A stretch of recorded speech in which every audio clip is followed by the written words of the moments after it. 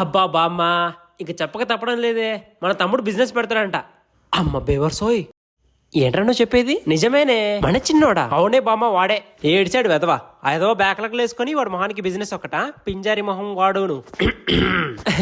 రారా మనవాడరా, నీ గురించే మాట్లాడుకుంటున్నాం. విన్నా, అంతా విన్నా. మీరేమన్నారో నేను విన్నా, మా ఫ్రెండ్స్ విన్నారు. ఏ బ్యాక్లాగ్ ఉన్న వాళ్ళు బిజినెస్ చేయకూడదా? నా పని ఏంటి? Minding my own business. A business minded people కి ఆ మాత్రం బ్యాక్లాగ్లు ఉండవా?